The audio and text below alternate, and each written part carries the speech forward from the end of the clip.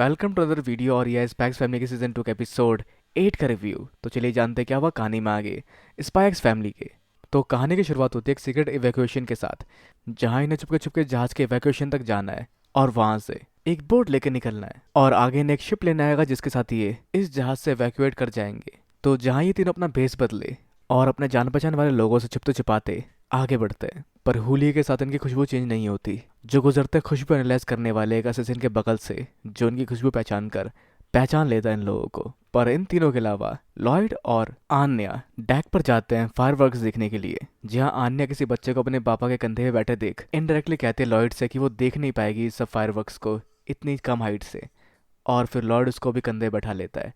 तो जिस तरह से लोग चल रहे होते हैं उस डेक के ऊपर और कोशिश करते हैं कि इन्हें दिख पाए यौर भी, जैसा होना बिल्कुल भी आसान नहीं होने वाला। पर आन्या सबका दिमाग पढ़कर ढूंढने की कोशिश करती है अपनी मॉम को, जो उसको नहीं मिलती जो वैसे आगे डेक पे फैले हुए कई सारे असिस्टेंट्स को भाप पाती है, जो हर तरफ हर जगह फैले हुए हैं, जिस पर इन्हें अपने बाहर निकलने की लोकेशन को चेंज करना पड़ता है, जो शांतिपूर्वक तरीके से उस डेक के किसी और किनारे से बाहर निकलते हैं जिन्हें शांति से बाहर निकलना है। पर जैसे ये लोग बाहर निकलते हैं आतिशबाजी शुरू हो चुकी होती है, जिससे घबरा जाते हैं। पर खैर इन्हें आगे बढ़ना है, जिस तरफ बढ़ना शुरू करते हैं ये लोग। अब क्योंकि असैसिन इनके बारे में जानते हैं तो वो पॉइंट आउट कर लेते हैं कि कहाँ है ये, और जैसे ही लोग डेक पे और आगे बढ़ते हैं उनके ऊपर एक स्नाइपर निशाना लगाए पहले से बैठा होता है, जो निशाना ताने शैटी पर गोली चलाता है, जिसे भाप लेती है यौर और उस गोली को डॉच कर लेती है, जिससे उसके हाथ पे एक खरोच आ जाती है। तो यौर उसके वार से सिर्फ बचती ही नहीं, उस पर एक वार भी करती है, पर वो दोबारा तैयार होता है उसके उस वार से बचकर उस पर निशाना लगाने के लिए। पर सिर्फ वही अकेला नहीं होता, क्योंकि वहां और भी असिस्टेंट्स आते हैं जो उसको घेर लेते हैं और अपने अपने हथियारों से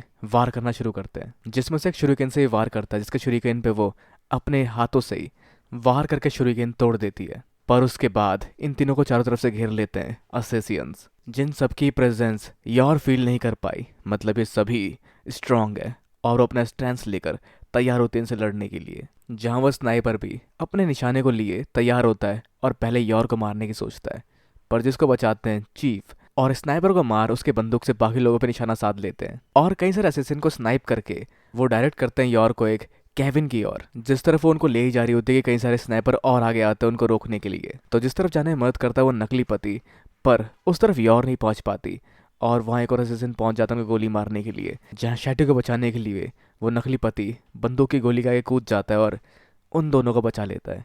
पर खैर वो सेफ है क्योंकि उसने ब्लड प्रूफ जैकेट पहना था, जो अंदर कुत्ते कुत्ते उस कैबिन के गेट को बंद कर देता है, जहाँ ऊपर से आगे यौर भी उस कैबिन को ढक देती है और अपने फुल फेस अटैक के साथ इन सब का सामना करती है, जिनमें से एक जाता है टप्पा खाकर पानी के अंदर और बाकी 3 लोग उसे वार करते इकट्ठे, पर उन सबको वो साथ में ही निपटा देती है, जिनमें से एक का इस्तेमाल वो करती है एक शील्ड के तौर पर। बाकी जो बीचों बीच दिखते हैं उनको गोली से उड़ा देते हैं चीफ। वैसे जहां आगे उन्हें जगह की सफाई भी करनी पड़ेगी ताकि कोई सबूत ना छूटे। तो आगे यौर जॉनी डेप से भी लड़ती है, जिसको यौर मार देती है, और उस तरफ चीफ भी पहुंच जाता है झाड़ू पोछा लेकर उस जगह की सफाई करने के लिए और वहां मौजूद लाशों को समुद्र में फेंकने के लिए भी, क्योंकि ये लोग भले ही पावरफुल हो, ये हमारे सामने कुछ नहीं है क्योंकि हम है गार्डन। तो उस फायरवर्क के शोर में इनकी आवाज़ दब चुकी होती है, और सिर्फ ये पटाखे ही नहीं जो लाल रंग में फैल रहे हैं, वहाँ फैल रहा है लाल रंग में लोगों का खून, असेसिन्स का खून, जिनको यौर एक एक करके मारी जा रही है, और चीफ उन्हें मारने के साथ सफाई का खासा ध्यान रख रहे हैं। और इस खूनी रात में लोगों की लाशों के ढेर के साथ इन्हें कुछ पावरफुल असेसिन का सामना भी करना पड़ता है, जिन्हें ये थोड़ी मेहनत करने के बाद आखिर में हरा ही देते हैं, जिसमें से कुछ अगर चीफ से मिस होते तो उन सबको मार देती है यौर, जो लगातार कई सारे लाशों का ढेर लगा चुकी होती है, जिसके आसपास सफाई करते देखे जाते हैं चीफ, जिन सबको मारने का पैटर्न बिल्कुल सेम होता है। उनके सर में एक छेद, और आगे बहुत सारे लोग सरप्राइज अटैक के साथ सामने आते हैं, जहां यौर के ऊपर जहर काम नहीं करता और बाकी लोगों के वारों को भी काउंटर कर हुए के करके लाशों का ढेर लगा देती है, सेम पैटर्न को फॉलो करते हुए। पर कुछ लोगों की फुर्ती को देखो ने मारने के लिए पैटर्न चेंज भी करना पड़ता है, पर ओवरऑल चीफ और ये दोनों मिलकर साथ में उन सबको भी निपटा देते हैं। तो आगे वो असिस्टेंट बचता है जिन्होंने इनको ट्रैक किया था, जो शायद बैक ऑफ कर सकता था, पर उसने आधी पेमेंट ले ली है, तो अब वापस लौटने का कोई सवाल ही नहीं उठता और वो इस काम को अंजाम देगा। पर कैसे? क्योंकि वो सामना नहीं कर सकता यौर का, पर उसके साथ आया एक शख्स सामना कर सकता है इन दोनों का, जो चीफ के इंसाफ और देशभक्ति की बात खत्म होने के बाद साइड से एक वार करता है, जिसको डाउच करते हैं वो नीचे झुककर। पर इससे पहले कि उस पर गोली चलाए, वो अपने तलवार के मयान से उन पर हमला करता है, और इसके साथ चीफ एलिमिनेटेड, मतलब हारे हैं अभी। जो उसके बाद टूट पड़ता है यौर पे, जो यौर के हेयर पिन या जो पिन वो इस्तेमाल करती है उसको एक ही वार से काउंटर कर देता है, जिसके अगले वार को रोकती है यौर अपने पैर से, पर उसके वार से यॉर काफ़ी तक समझ पाती है कि ये बाकियों की तरह नहीं है, ये बाकियों से ज़्यादा पावरफुल है, जिसे इस समय मरने का डर महसूस होता है। जहाँ कहा गया था कि अगर वो मार ही जाए तो उसकी फैमिली वालों को बोला जाएगा कि उसका ट्रांसफ़र हो गया है कहीं दूर। पर यॉर के हिसाब से उसके घर वाले क्या सोचेंगे, वो क्यों इन्हें बिना बताए कहीं दूर चली गई। कितनी अजीब औरत है वो। और उसके तलवारों को चलता देखकर उसे लगता है अगर उसके बाल कट गए सबसे तो घर में क्या बोलेगी वो, उसको नया हेयर कट कैसे मिला। पर ये समय ये सब सोचने का नहीं है, क्योंकि बालों के अलावा हो सकता है कि उसके भी दो टुकड़े हो जाएं। जहाँ वो असिस्टेंट उसके डर को देखते हुए उसे विड्रॉ करने के लिए कहता है, पर वो ऐसा नहीं कर सकती, जिसे वो लोग पैसे का लालच भी देते हैं। और ये भी तो पैसों के लिए लोगों को मार रही है। पर ये कहते हैं कि मैं तुम्हारी तरह नहीं हूँ, मैं ये करती हूँ। वो ये क्यों करती है? क्योंकि जो सपना था उसके अपने भाई को पढ़ाने का, वो तो पूरा हो गया। वो उसे अपने देश के लिए कर रही है, पर ये भी विजन उसका क्लियर नहीं होता। जिस पल उसकी वो तलवार उस तक पहुंचने वाली होती है, जिसको वो डॉच कर लेती है, पर इन सब ख्यालों में वो ध्यान नहीं देती कि उसका पैर कहीं उलझ जाता है और उस तलवार के म्यान से वो एक वार खा लेती है और जाकर टकराते एक किनारे पर। और हम देख पाते हैं वही सीन जो कि प्रीव्यू में था, जहाँ यॉर हार चुकी थी, जो अपने सुने हुए इस पल में याद करती है कि दोबारा वो शायद लॉयड के कपड़े नहीं धुलवा पाएगी और ना ही आन्या को होमवर्क करा पाएगी। और ये शख्स मेरे सामने तलवार ताने क्यों खड़ा है?